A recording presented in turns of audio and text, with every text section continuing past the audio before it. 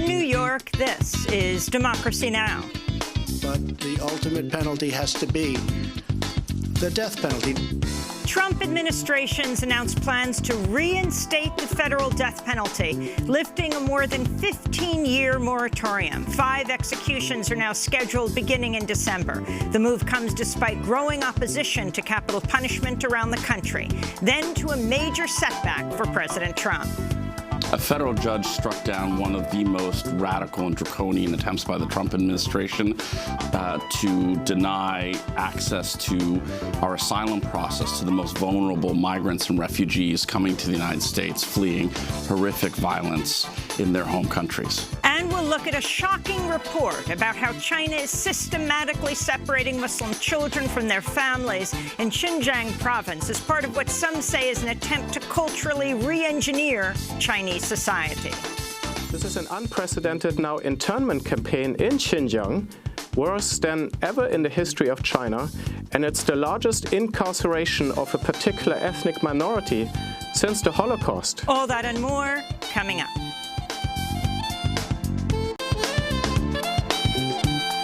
Welcome to Democracy Now!, democracynow.org, the War and Peace Report. I'm Amy Goodman. Attorney General William Barr directed the Justice Department to resume the use of the death penalty, asking the Federal Bureau of Prisons to schedule executions for 5 death row prisoners. The federal government has not put a prisoner to death since 2003. All 5 prisoners slated for death were convicted of killing children. Robert Dunham, director of the Death Penalty Information Center, says it appears they were carefully selected to tamp down public opposition to resuming federal executions.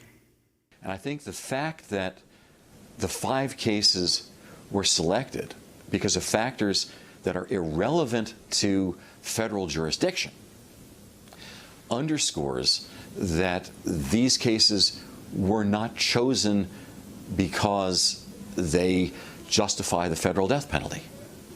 They were chosen because they were designed to inflame the public. According to the Death Penalty Information Center, over 160 people in the U.S. who had been wrongly convicted and sentenced to death have been exonerated since 1973. We'll have more on the Trump administration's move to reinstate federal executions after headlines.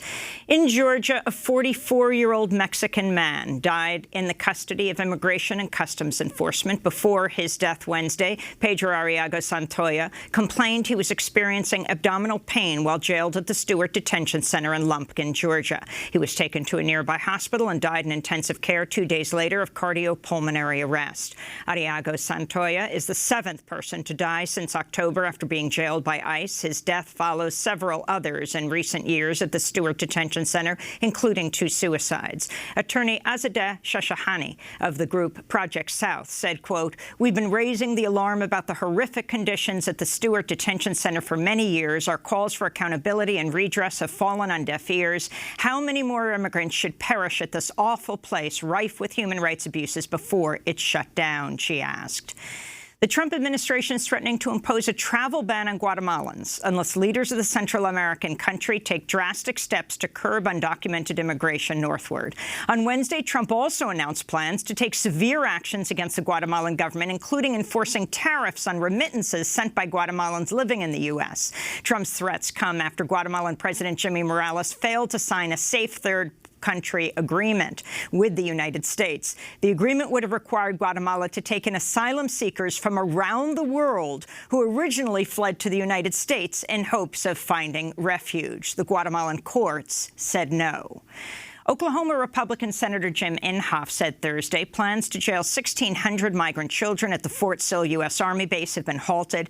Inhofe's announcement came just days after hundreds of protesters shut down the entrance to Fort Sill as part of a series of protests against Republican Governor Kevin Stitt's efforts to imprison migrant children there. Fort Sill was used during World War II to incarcerate Japanese Americans. It was also once a prison for Native Americans.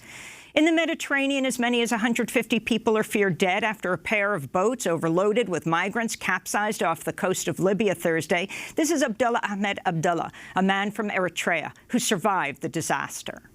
There were 300 of us in the boat, and then water came in. 100 people were rescued, but the rest all died. The women, children, and girls all died. Glory to God, we started swimming for almost 7 hours, and then we were rescued by fishermen, almost 100 people. We've been here for 2 days, and no one has come to take us. There's been a dead body here with us for the past 2 days. Glory to God, it is like we were fighting death in the sea, and now we are fighting death on the ground. It appears to be the deadliest shipwreck in the Mediterranean this year. The International Organization for Migration says nearly 700 people have died attempting the perilous crossing from North Africa to Europe in 2019. In Europe, at least 5 people have died as a massive heat wave grips much of the continent, shattering record-high temperatures, many of which were set during a previous heat wave just weeks ago. Thermometers in Paris clocked temperatures of nearly 110 degrees Fahrenheit, an all-time high, with new records also set in Belgium, Germany, and the Netherlands. In Alaska, a series of wildfires driven by record-high temperatures has consumed more than 1 million acres of forest. Similar fires in Greenland and Siberia have combined to make 2019's Arctic wildfires unprecedented in recorded history. The fires come as new climate data reveal that last month was the hottest June ever observed, with July on pace to become Earth's hottest month on record. California state officials have signed a deal with 4 major automakers to reduce greenhouse emissions from cars and trucks, defying a White House bid to roll back Obama-era fuel efficiency standards. The deal between California and Ford, Honda, Volkswagen, and BMW would see passenger vehicles average about 50 miles per gallon by 2026. The Trump administration's proposed freezing auto efficiency at 2020 levels, or around 37 miles a gallon. Auto emissions are California's single largest source of greenhouse gases, and improving fuel efficiency is critical to meeting California's goals in combating climate change. Minnesota Congressmember Ilhan Omar Thursday introduced a bill that would end the use of toxic landfills while transitioning the U.S. to a zero-waste economy as part of the Green New Deal. Congressmember Omar says the Zero Waste Act would create a federal grant program to help local cities invest in zero-waste initiatives. Country generates over 250 million tons of trash each year. Right now, most of that trash does not get recycled or composted or reused. Instead, it ends up in landfills, in incinerators, fueling our climate crisis and polluting the communities who live near these toxic sites. The only way to combat this crisis is to move to zero-waste economy. The Zero Waste Act is co-sponsored by Democratic Congressmembers Deb Haaland of New Mexico and Earl Blumenauer of Oregon. The Senate Intelligence Committee concluded Thursday Russian hackers targeted election systems in all 50 U.S. states during the 2016 election, a much wider operation than previously reported. The committee's heavily redacted report found no evidence that any votes were changed as a result of the hacking efforts, but it found hackers were in a position to delete or change voter data in the state of Illinois. The report came just one day after former special counsel Robert Mueller told lawmakers on Capitol Hill that the Russian government interfered in the 2016 election in a sweeping and systematic fashion. Despite Mueller's latest warning, Senate Republicans blocked a pair of election security bills this week. In Russia, Moscow police have raided the homes of several opposition politicians, including longtime Kremlin critic Alexei Navalny, ahead of a planned protest tomorrow calling for free and fair elections. The raids came just weeks after election officials in Moscow rejected the applications of dozens of opposition candidates to be on the ballot during upcoming city council elections. In New York City, the CEO of a police and military supply company has stepped down from the board of directors of the Whitney Museum after activists waged a campaign to have him removed. Warren Kanders, CEO of the tear gas manufacturer Safariland, was the target of nonviolent protests staged both inside and outside the famed art museum. Activists say Safariland played a major role in suppressing popular movements in Standing Rock, Ferguson, and Palestine, and that Safariland supplied tear gas fired at migrant families seeking asylum at the U.S.-Mexico border. Federal authorities have placed the serial child sex abuser Jeffrey Epstein on a suicide watch after he was reportedly found unconscious in his Manhattan jail cell with marks on his neck. It's not clear whether the injuries Epstein received Tuesday were self-inflicted.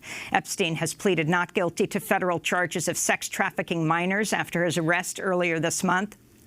In 2008, Jeffrey Epstein was charged with molesting and trafficking dozens and potentially hundreds of underage girls in Florida, but he ended up serving just 13 months in county jail after Alex Acosta, the U.S. attorney in Florida, who later became Trump's labor secretary before resigning this month, cut what's been described as one of the most lenient deals for a serial child sex offender in history. Meanwhile, new details have emerged linking Epstein to other powerful men accused or convicted of sexual crimes. New York Magazine reports Jeffrey Epstein repeatedly conferred with former TV news host Charlie Rose about hiring young women as assistants. 3 of them were later hired, including one woman hired at age 22 who said of her experience, quote, "I was being offered up for abuse."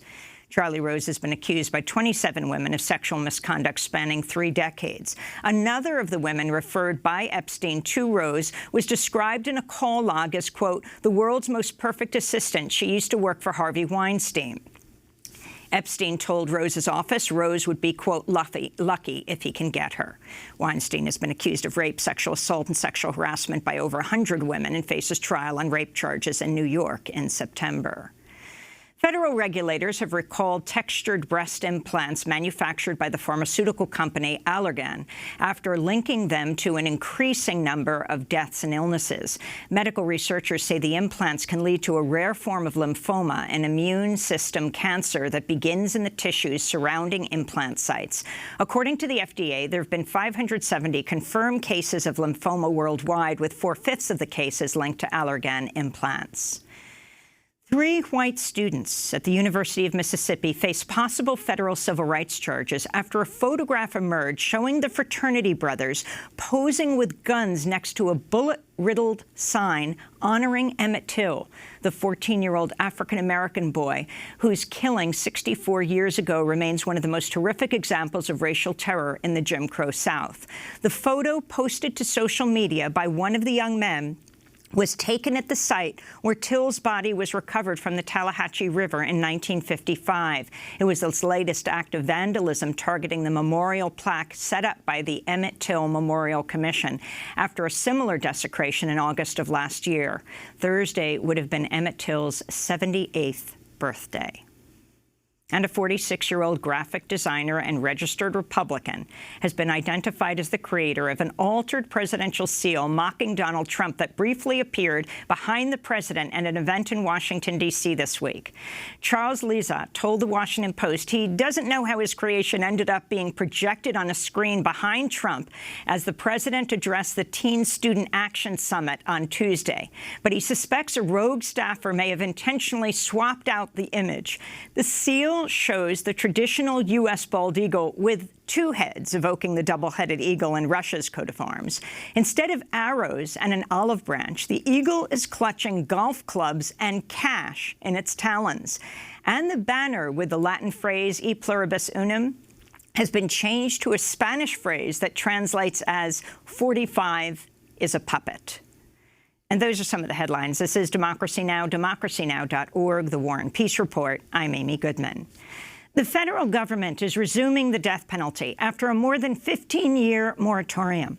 Attorney General William Barr announced the news Thursday, immediately ordering the execution of 5 death row prisoners beginning in December.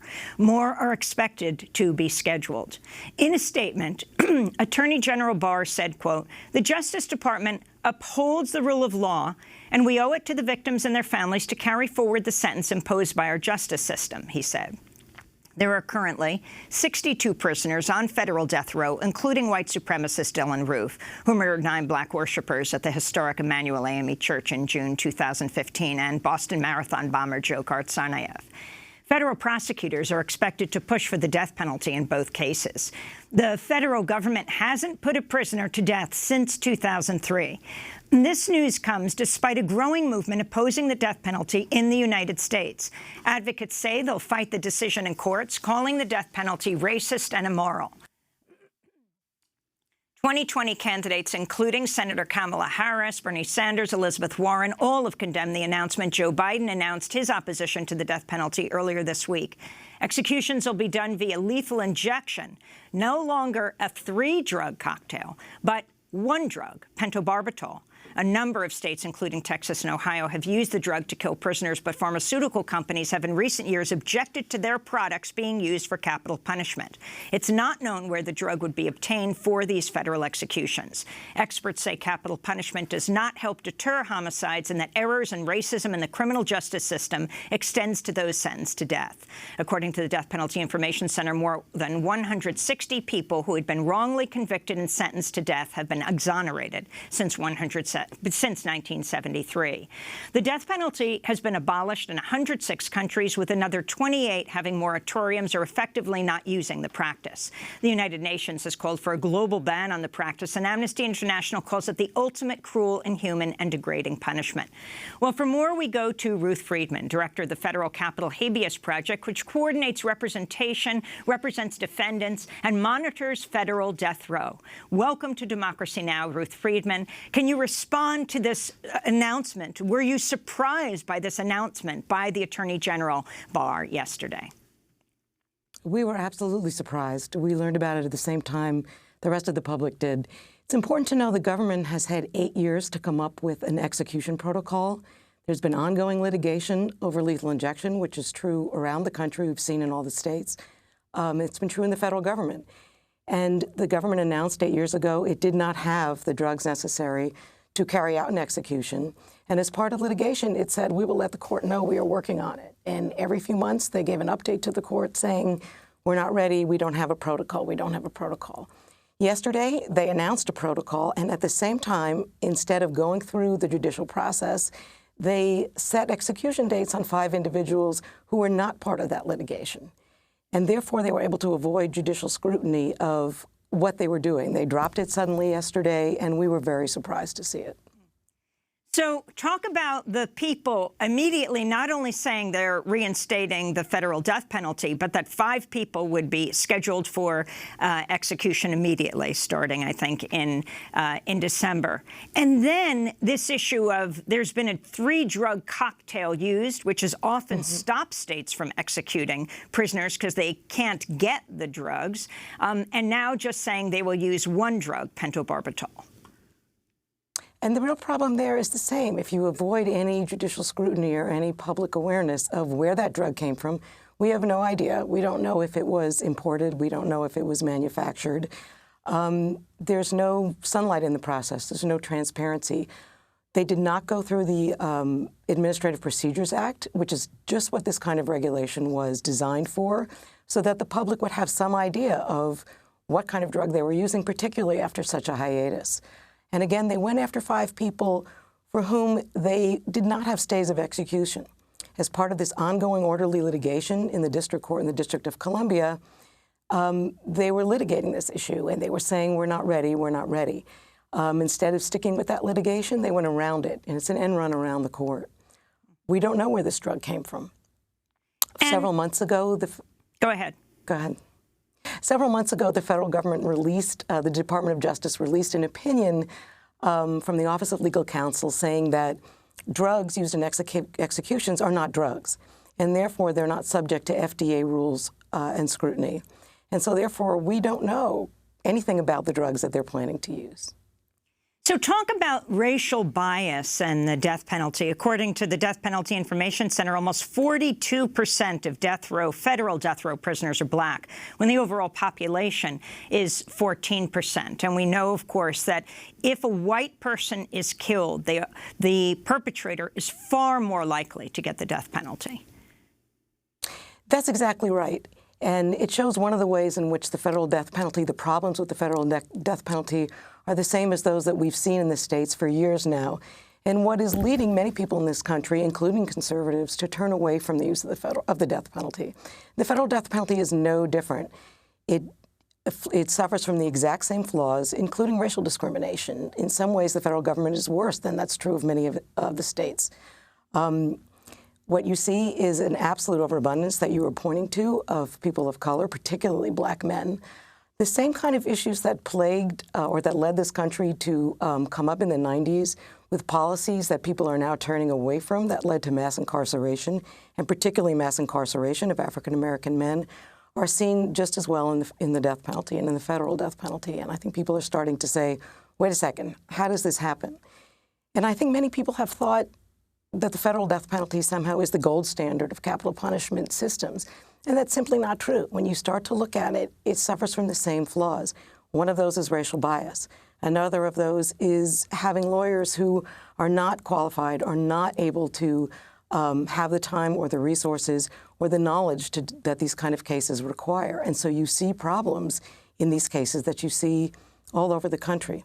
You see the use of junk science. You see the use of false representations by the government, government misconduct.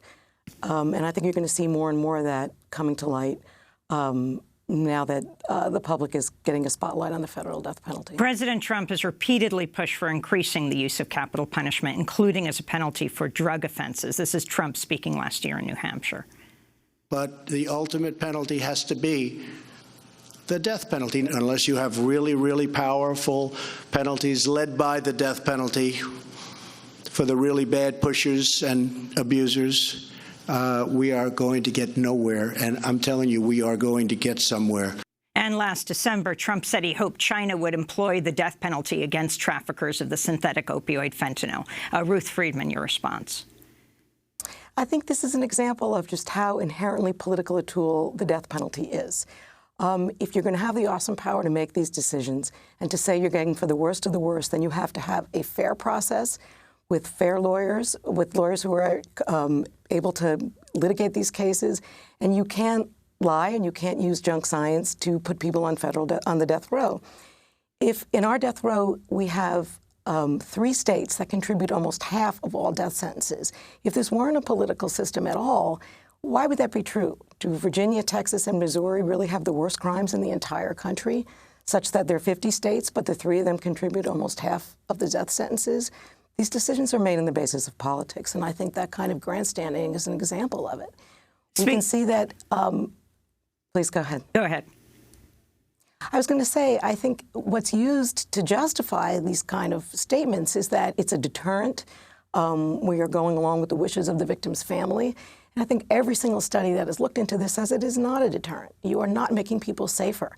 It's the use of money, in fact, toward putting people on death row and keeping people on death row, which we know is much more expensive, that could be used to solving unsolved crimes, looking at untested rape kits and the like, which is, again, why many people are turning away from this.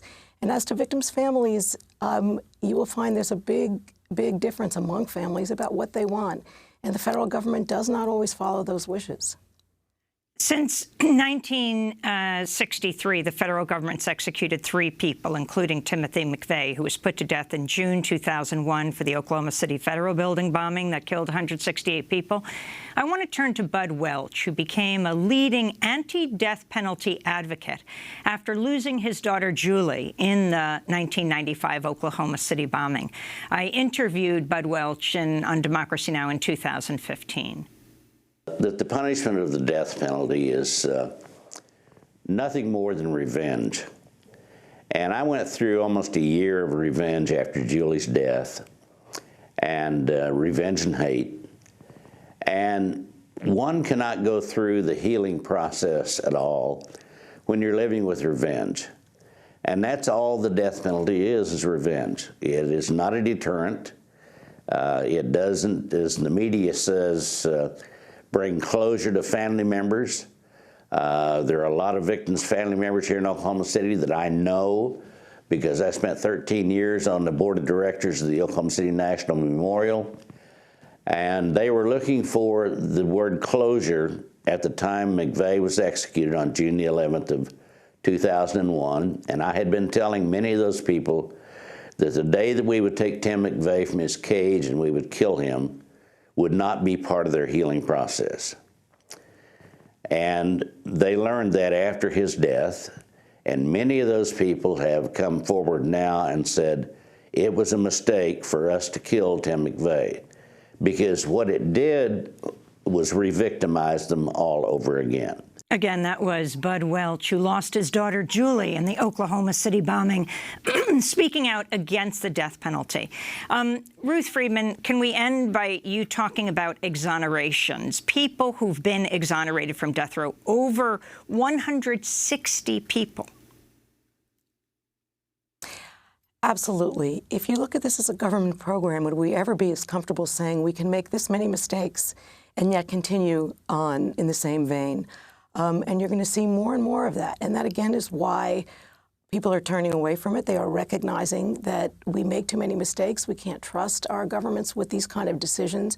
It's also why we're an outlier in the world.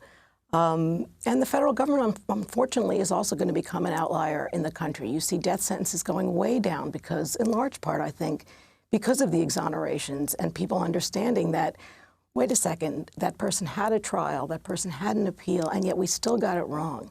And the same can be true about sentences. We can make mistakes. And I think people are coming to see that more and more. Unfortunately, while the rest of the world and the rest of the country is moving in one direction, the federal government is moving in another, and that is extremely unfortunate. I mean, this country was going in the direction of overturning the death penalty overall, state after state. Can you give us the figures on this and what this means, reinstating the federal death penalty, but perhaps states saying no?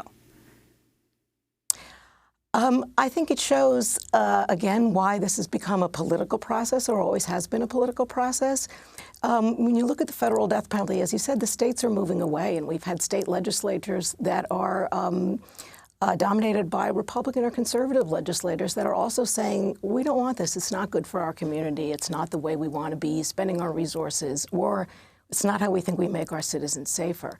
So instead, you have the federal government moving into some of these areas and saying, well, we're going to take a case. So you have people on federal death row, for example, who were already tried in the state courts, were already serving very long sentences, but the federal government wanted to step in. It's another misconception and myth about the federal death penalty that it is somehow these unique federal interests, or people are there for treason and spying and the like, when it's not true. Everybody could have been prosecuted in state court who's on federal death penalty, and was on the federal death row, and very often the connection between a federal interest is extremely attenuated, and I think people would very be surprised to learn about that. Just 30 seconds. The people that Barr has said they will execute, they will execute more people, they will try to, 5 prisoners, than have been executed on federal death row in over 50 years. Well, you have to wonder, as I said, why did they choose 5 people who did not have stays of execution, who were not in a position to be part of a challenge to the method of execution, to how the federal government was planning to use its awesome power? I think that was a cynical end-run decision, keeping it out of the Administrative Procedures Act review process, keeping it out of the court scrutiny. I think that's how those people were chosen, which again that's not good government. That's not transparency. That's not a willingness to say, this is how we do things, this is how we make decisions. It's a political response, and that is extremely unfortunate for all of us. Ruth Friedman, we want to thank you for being with us, Director of the Federal Capital Habeas Project, which coordinates representation, represents defendants, monitors federal death row. When we come back, a federal judge temporarily blocks President Trump's plan to bar nearly all migrants from seeking asylum in the United States. Stay with us. I was fresh out of the service. It was back in '82. And I raised some cane when I come back to town. I left to be all I could be, come home without a clue. And I married Dawn and had to settle down. So I hired on at the prison, guess I always knew I would. Just like my dad and both my uncles done. And I've worked on every cell block now, and things are going good. But then they transferred me to LS Unit 1. Swing low, swing low. Alice Unit 1 by Steve Earle. This is Democracy Now! I'm Amy Goodman. A federal judge in San Francisco has temporarily blocked President Trump's plan to bar nearly all migrants from seeking asylum in the United States. In his ruling, U.S. District Judge John Tiger of California ordered Trump to continue accepting asylum claims, issuing a preliminary injunction against a rule that would block anyone who passes through a third country before arriving in the United States from applying for asylum. The rule would effectively stop people from Honduras, El Salvador, and Guatemala from seeking refuge in the United States. In his ruling, the judge highlighted the difficulties asylum seekers faced in third countries like Mexico and said applying for asylum while in Mexico did not appear to be a feasible alternative. Judge Tiger also said, quote, "Under our laws, the right to determine whether a particular group of applicants is categorically barred from eligibility for asylum is conferred on Congress," he said. The preliminary injunction came just hours after a federal judge in Washington, D.C. let the new asylum rule stand in a separate challenge. Well, for more, we're joined in our New York studio by Bahar Asmi. He is legal director at Center for Constitutional Rights, which challenged the Trump policy alongside the ACLU and the Southern Poverty Law Center. It's great to be with you again, Bahar. Explain what happened. This is a real victory for you and for migrants. Yeah, I mean, this is among the most draconian and dangerous attacks on our asylum system and, in addition, asylum seekers to date. And what the judge recognized is Congress has thought long and hard about how to manage our southern border and the asylum process, and has ensured that individuals are entitled to access the asylum process and can only be denied if they have really strong connections to third countries, not merely transiting through. So you can be barred only in two limited circumstances. One, if someone has quote, firmly resettled in a third country, emphasis on firmly, that is, they've spent a long time in a country, have had status, and have all sorts of indicia of safety, like housing or an employment, not merely touching foot in a third country, or where we have what are called safe third country agreements, and we only have one with Canada, which turn on equally robust asylum systems in both countries. And in that situation, say a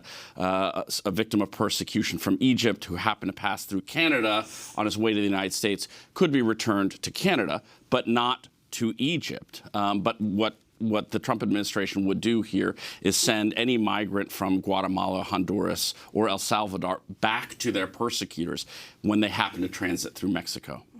So talk about the significance of what the Trump administration announced just this week. I mean, we're now talking about massive shifts in policy. Yeah, this is relentless attack on the very idea of asylum. And I think it reflects, as someone else has said this, a desire to inflict cruelty and dehumanization and degradation, and to sort of muscularly show that these people, Latin Americans primarily, are not entitled to any rights that this country is bound to respect.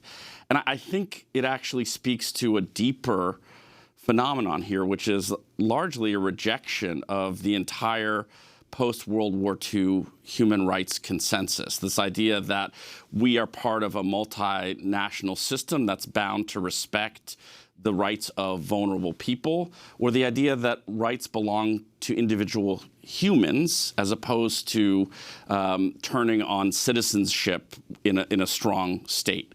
And I think they just simply reject the very idea of human rights.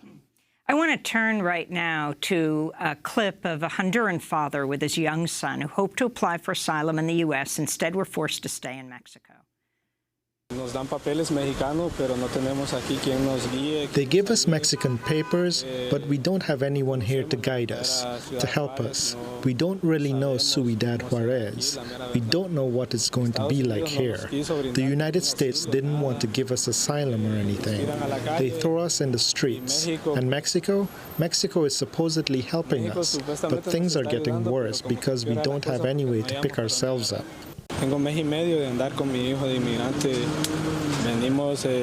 I've been traveling with my son as a migrant for a month and a half. We came by bus, on foot, and catching rides in cars that pick us up. And the situation has been really difficult.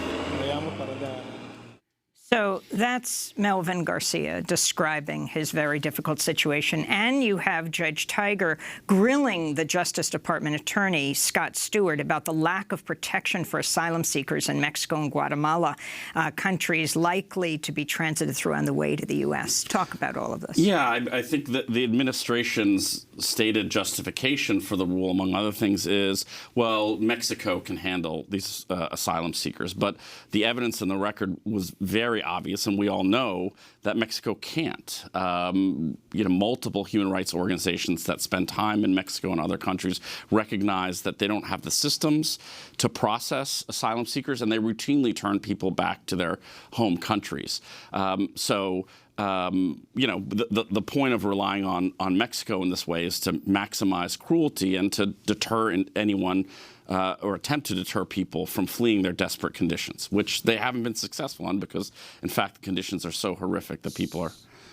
So what's going to happen right now? You have one judge in Washington who says, yes, we can move forward. You have Judge Tiger saying no. Right. So Judge Tiger issued a nationwide injunction. His ruling prevails, and there'll be further proceedings in the appellate courts in both cases, and it may ultimately wind up in the Supreme Court. And the Remain in Mexico policy?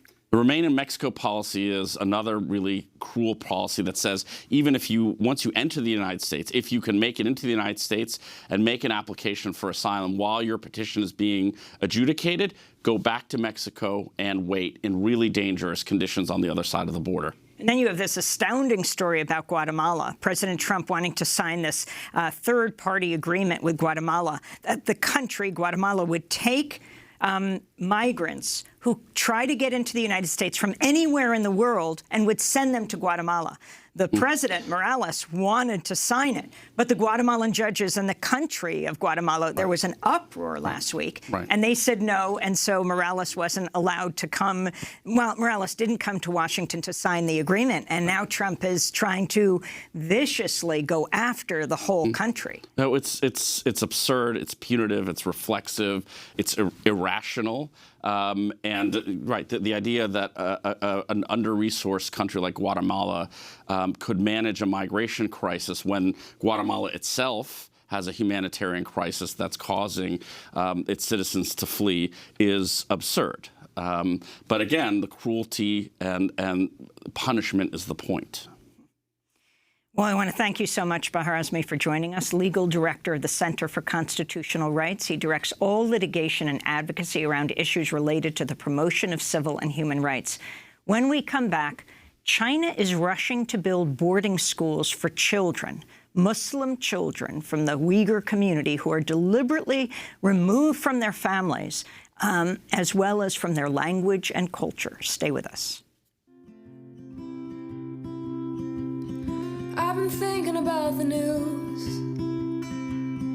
Daddy leaves it on all day through. I've been thinking about the wars. And to be honest, I can't take it anymore. I hear you every day. The awful words you say. But hate can't be the face of the American dream. I've been thinking about my life and how one day I want to be a mother and a wife. I've been scared of that thought too. In a world of American Dream by Ray Zaragoza. This is Democracy Now! I'm Mimi Goodman. We turn now to China, where authorities have been accused of systematically separating Muslim children from their families in the far western region of Xinjiang. According to a new report commissioned by the BBC, China's rushing to build boarding schools where children, mostly from the Uyghur community, are deliberately removed from their families as well as their language and culture. Critics accuse China of attempting to culturally re-engineer minority societies. This comes as an estimated 1 million adults from the Uyghur community are being imprisoned in camps that China claims are vocational training centers designed to combat extremism. Many of the children who have detained parents or other family members are more vulnerable to removal. Well, last week, Nermeen Sheikh and I sat down, spoke to independent researcher Adrian Zenz, who did the research for the BBC report. He's an expert on China's minority policies in Xinjiang and Tibet. We also spoke with Roshan Abbas, a Uyghur American activist, founder and director of the Campaign for Uyghurs. After she spoke out against China's repression of Uyghurs last year, her aunt and sister disappeared. Her aunt has since been released, but there's still no news on her sister. I started by asking Adrian Zenz what he found in his research. My findings are very disturbing, and they really point to an urgent campaign on side of the Chinese in Xinjiang to handle and deal with the fallout of having detained so many Turkic minority adults, especially Uyghurs, in the region of Xinjiang. And what they're doing now is that with so many cases of both parents in detention, the children are being put up into boarding facilities. There's been a multi-billion-dollar campaign to construct boarding schools that go all the way down to kindergarten, and most recently even a drive to establish nurseries for smaller kids, for infants, in satellite factories in villages where they are putting women to work. And Adrian, can you give us a sense? You said a multi-billion-dollar campaign. Who's funding this campaign? This is funded by Beijing. Xinjiang is traditionally a fairly poor region, even though it has mineral resources. But about 80% of the budget of Xinjiang is actually funded by Beijing, especially the security, the police, the technology, and of course the internment campaign. Can we step back for a moment and you tell us, place the Uyghur community for us. Tell us who they are, how many people are there, and how these policies, what you're calling cultural genocide, evolved and were put into place. The Uyghurs are 11 to 12 million strong, so almost twice as many as Tibetans. They are a Turkic people, much more similar in language, culture, and religion to the Turks and other Central Asians. Most of them are Muslim, and they have many more similarities to Central Asia than to Beijing. That's also the trouble. They feel distinct. They don't necessarily feel that they belong to China. Mao Zedong invaded the area in 1949 with his armies. Now the trouble is that Beijing has been trying to govern this region and integrate these people into the Chinese country and into the Chinese language and culture. But the Uyghurs have been resisting this, at times also with violent attacks. Now the Chinese are launching an unprecedented campaign of putting possibly 1 million or more of the Uyghurs and other Turkic minorities into so-called re-education camps, where they're being brainwashed and they're being culturally assimilated. They're being told not to believe in their religion. They're being taught the Chinese language. And Adrian, you've said you wrote a recent piece for the New York Times saying that the Chinese Communist Party's current re-education drive is an upgraded version of the Cultural Revolution. So I'd like you to talk about that. And also that Xi Jinping's government, the ultimate goal of this government is to exercise, quote, complete ideological supremacy. Could you elaborate on that and explain what some of the reasons are that Uyghurs can be detained? I mean, you say in the piece it includes things like putting too much gas in one's car, refusing to smoke in public, or receiving phone calls from relatives overseas. Yes, a very good question. In order to understand what's really going on, we need to zoom out to the wider picture. The Chinese Communist Party is really waging a war against any competing ideology, especially organized religions. This includes Islam, it includes Christianity, but to an increasing extent also indigenous Chinese religions. In the Cultural Revolution in the 1970s, the Communist Party really tried to eradicate traditional belief, traditional customs, traditional culture, and especially religious belief. It was very messy, it was very uncoordinated. What we are now seeing under President Xi Jinping is a very sophisticated, well-funded, and technologically advanced campaign to control ethnic minorities, religious believers, including house churches. Minorities such as Tibetans and Uyghurs are now living in a virtual police state where you have cameras on every street corner, where you have artificial intelligence, huge data streams, flowing into databases that are being used for predictive policing to think this person is behaving different than they behaved yesterday. There's examples of people who didn't enter through the front door, but the house through the back door. And then this flags an alert at the police station. This is an unprecedented now internment campaign in Xinjiang, worse than ever in the history of China, and it's the largest incarceration of a particular ethnic minority since the Holocaust. Well, Adrian, I mean, it is remarkable that this crackdown is occurring at the same time as China is investing so heavily in Muslim countries through their Belt and Road Initiative. 37 countries have written to the UN in support of China's policies in Xinjiang. It's especially striking that no Muslim country has signed the other letter protesting the treatment of the Uyghur population.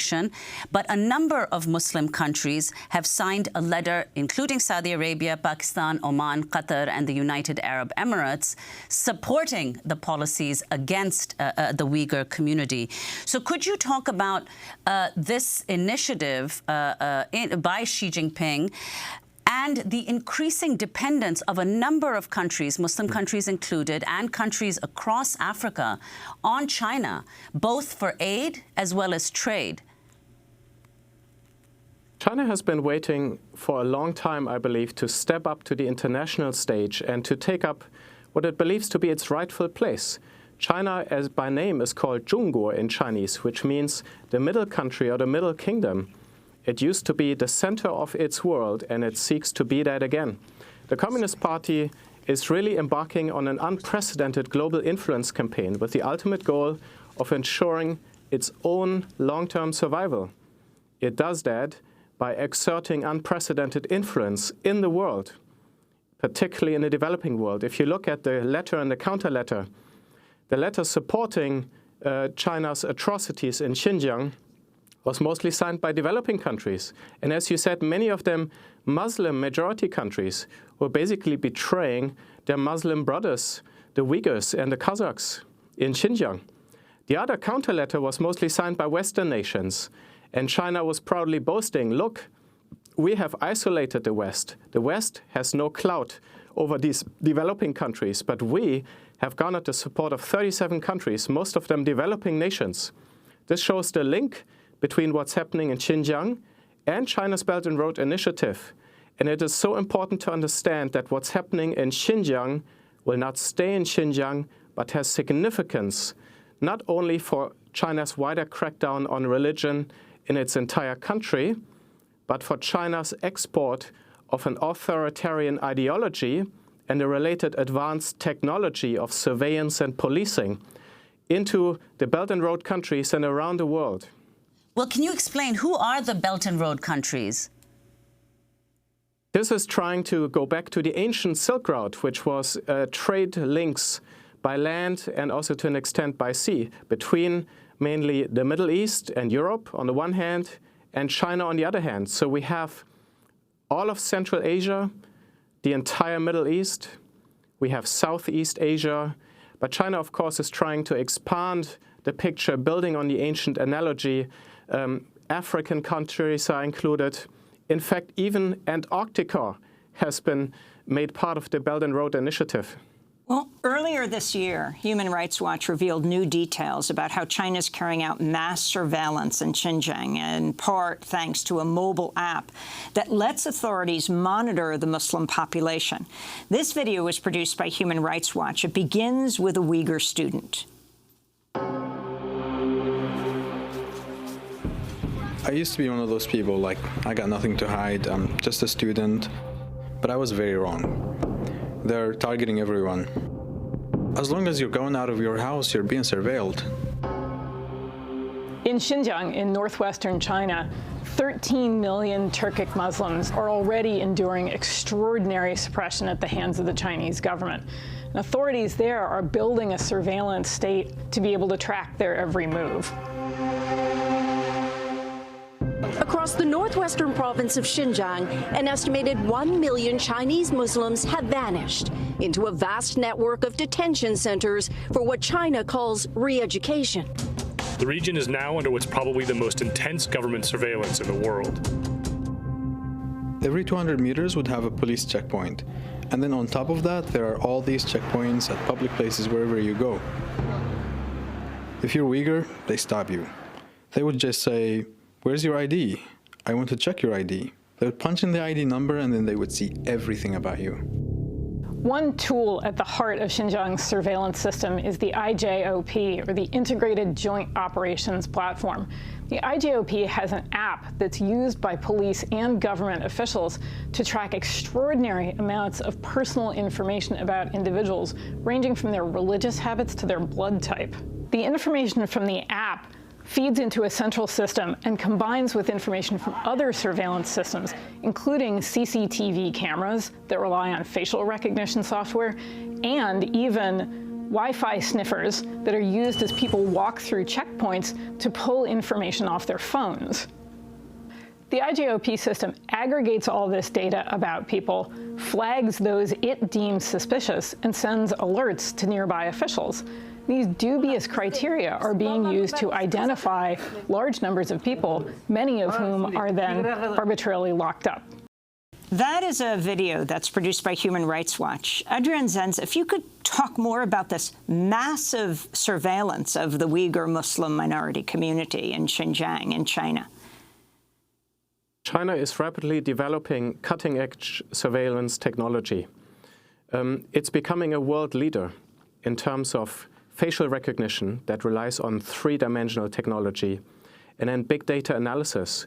Smart city technology means that you are covering an entire city in cameras, in surveillance, in police information systems and databases. All the checkpoints that the Uyghurs have to go through, they swipe their ID, there's a facial recognition scan, there's airport-like scanners. All of this information, as I said in the video, is being combined. One of the most scary aspects, though, is the visiting relatives program, whereby hundreds of thousands, even 1 million of Chinese government officials on a regular basis are visiting the homes of Uyghurs, spending time with them, staying overnight, asking them questions.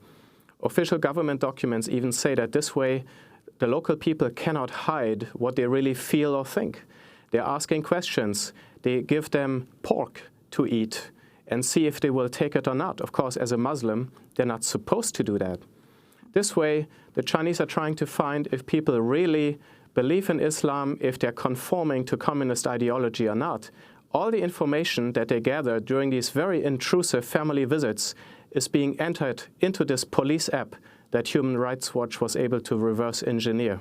Well, I'd like to bring in Rushan Abbas, a Uyghur American activist who's also with us in D.C. She's the founder and director of Campaign for Uyghurs. After she spoke out against China's repression of the Uyghurs last year, her aunt and sister disappeared. Her aunt has since been released, but there's still no news of her sister. Her recent article in USA Today is headlined, "I've fought China's slow-motion genocide of Uyghur Muslims. Now my family are victims." Rushan Abbas, welcome back to Democracy Now! Could you tell us your own response to this report that came out and explain why you say there's a cultural genocide happening? Because the Uyghurs are being targeted because of our ethnicity and our culture and our language and our religion. Everything that makes Uyghur people unique is being treated as a crime. The Chinese ambassador Cui told the reporters that the camps are set up there to make the Uyghur people normal persons. So all this unique cultural identity of the Uyghur people are making Uyghurs abnormal people. And our religion and our culture is being called illegal in China today, as Islam is completely being banned. Therefore, the religion and the culture and the language are being treated as a mental disease. And when you hear about these reports of surveillance, facial recognition software, control of the Uyghur population, what do you understand has been taking place from your reports within your family still there? The Uyghur people and our homeland is set up as a testing ground, as a pilot program. the Chinese government, the Beijing regime, is using this against the Uyghurs because they see the Uyghurs as a threat. And strategically, the land of the Uyghur people are sitting on, the original owners of, is the strategic epicenter for Xi Jinping's Belt and Road Initiative, gateway to Central Asia, to Europe and Africa. Therefore, they are using the surveillance system, high-tech, ubiquitous cameras, facial recognition, softwares, and now they are exporting to the world. So what's happening in Xinjiang, what's happening in East Turkestan, is not just there to suppress Uyghur people. This is a security threat and the human rights threat, and it's a threat for our freedom all around the world. And Adrian Sens, if you could say, I mean, this is a remarkable report that you produced with the BBC. How did you get access to this information? Well, I have spent a lot of time analyzing government documents and government reports. And there's really a trove of information that can be found at different levels of the government's own administration, where they are talking about their policy. And of course, you have to piece things together because there's not one document that says we are putting thousands of kids where both parents are detained into particular places of full-time care. You have to look at this from 5 or 6 different angles, find strong evidence. There's massive construction of facilities that can put children into full-time care. There are policies of how to dealing with the fallout of both parents detained, that schools have to pay particular attention, it says, to the mental state of students where both parents are detained. Schools must be proactive. They must monitor these kids. Governments are called upon to monitor the situation, to visit these families almost daily. So you can piece things together and you get a strong picture. Well, Rushan Abbas, I want to ask about another piece of recent, extremely troubling news that emerged from China. Last month, an independent tribunal in London concluded that organs of members of marginalized communities, including Uyghur Muslims and Falun Gong practitioners, are being harvested for profit, sometimes when patients are still alive. The China tribunal collected evidence from medical experts, human rights investigators, and others. It was chaired by Sir Geoffrey Nice, QC, a prosecutor at the International Criminal Tribunal for former Yugoslavia. He said, quote, "The conclusion shows that very many people have died indescribably hideous deaths for no reason, that more may suffer in similar ways, and that all of us live on a planet where extreme wickedness may be found in the power of those, for the time being, running a country with one of the oldest civilizations known to modern man," he said.